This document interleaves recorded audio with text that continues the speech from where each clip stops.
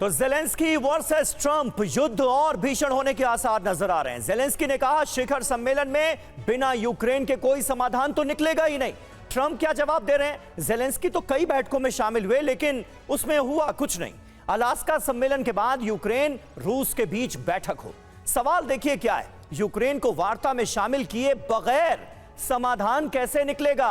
क्या युद्ध पर सिर्फ रूस से वार्ता कर पक्षपात डोनाल्ड ट्रंप नहीं कर रहे हैं? त्रिपाठी साहब, सवाल तो यही है कि आखिर जब रूस और यूक्रेन के बीच कोई समझौता होने जा रहा है, शांति वार्ता होने जा रही है, उसमें दूसरा पक्ष मौजूद ही नहीं है और कोई हल निकल आए।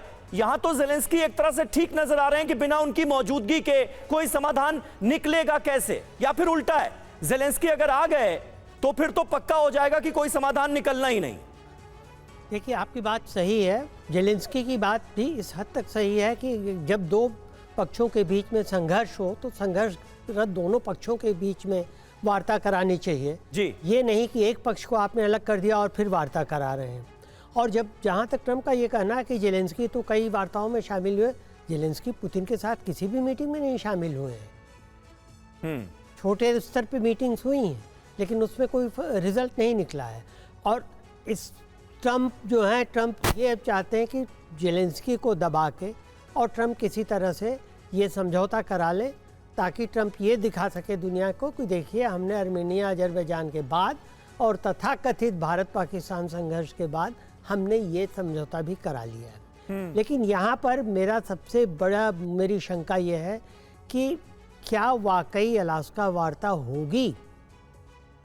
ऐसा तो नहीं है कि अंत समय में पुतिन ये कह दे सुरक्षा कारणों से मैं ये वार्ता पोस्टपोन करता हूँ, दूसरी जगह करता हूँ, क्योंकि अमेरिका सहित कितने देशों ने रूस के ऊपर सैंक्शन लगाया है। अंतर्राष्ट्रीय कोर्ट ने रूस को पुतिन को के खिलाफ आदेश पारित किया है, जजमेंट पारित किया है।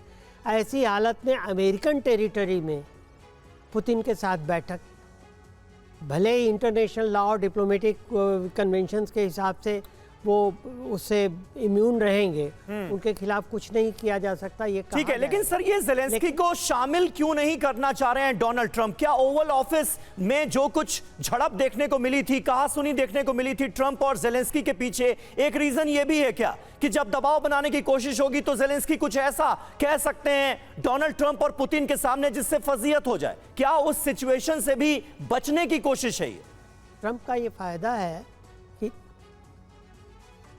ट्रंप ये चाहते हैं कि ये मीटिंग होकर के जल्दी से जल्दी ख़त्म हो जाए, जल्दी से जल्दी समझौता हो जाए, ताकि अमेरिका का जो इन्वेस्टमेंट हो रहा है यूक्रेन में क्रिटिकल मिनरल्स में, माइनिंग में, वो रहे और युद्ध विराम के बाद अमेरिकी कंपनियां जो हैं रिकंस्ट्रक्शन के नाम पे वहाँ पर और एक्टिव हो जाएं। ठीक है, अब देखना है कि इस बैठक से अलास्का से ट्रंप क्या लेकर आते हैं। कहा जाता है ट्रांजैक्शनल प्रेसिडेंट है, क्या ट्रांजैक्शन करते हैं वो पुतिन के साथ, ये सबसे दिलचस्प सवाल है। और देखिए, इस बीच ज़ैपोरिज़िया में रूस का विध्वंसक हमला, बड़ी जानकारी ज़ैपोरिज़िया को लेकर सामने आ रही है। ज़ैपोरिज़िया बस स्टैंड पर गाइडेड बम से हमला किया गया। रूस के हमले में 20 से ज्यादा आम लोग जख्मी हुए।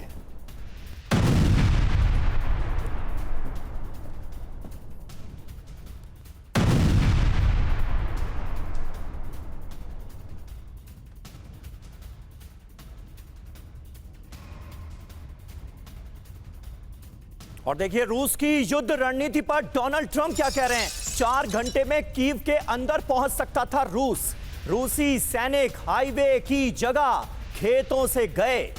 तो ये जो बयानात सामने आ रहे हैं, ये क्या कहानी है भाई? रणनीति पर डोनाल्ड ट्रंप किसके सवाल उठा रहे हैं? रूस की युद्ध रणनीति पर। बता रहे हैं कि क्या किया जाता तो ज्यादा फायदा होता। 4 घंटे में कीव के अंदर पहुंच सकता था रूस। रूसी सैनिक हाईवे की जगह अगर खेतों से गए होते तो उन्हें यह कामयाबी मिल जाती। सुनिए जरा ट्रंप को। तो देखिए, ट्रंप जो है पुतिन को एक तरीके से वॉर टिप देते हुए दिखाई दे रहे हैं। पुतिन का ऑपरेशन कीव, ट्रंप ने दुनिया को क्या बताया है। देखिए, 4 घंटे के अंदर कीव में घुस जाता रूस, ये ट्रंप कह रहे हैं अपने बयान में। और रूस हाईवे की जगह खेतों से आगे बढ़ता, ट्रंप के दावे का सच क्या है? 2022 में रूस ने यूक्रेन पर हमले शुरू किए, हाईवे से रूसी सेना ने घुसने की कोशिश की, यूक्रेनी सेना ने हाईवे पर रूस को खदेड़ दिया। तो ये दावा ट्रंप कर रहे हैं और ये कह रहे हैं कि रूस के लिए मुश्किल नहीं था, लेकिन हाईवे से जाना गलती साबित हुई। और देखिए, इस बीच एक अहम खबर, रूस के नवगोरोद में बड़े वेपन प्लांट को निशाना बनाया गया है। यहां पर बड़ा हमला हुआ है। हमले के बाद अर्जामस प्लांट में दर्जनों धमाके सुने गए। प्लांट में बनता था क्रूज और बैलिस्टिक मिसाइल पार्ट। हमले से रूसी सैन्य सप्लाई पर सीधा असर पड़ेगा। ये देखिए, प्लांट में जिस वक्त धमाके हुए उसी वक्त की तस्वीर। और ट्रंप पुतिन मीटिंग से पहले नेटो प्रमुख ने कहा, रूस का कब्जा कानूनी तौर पर मंजूर नहीं।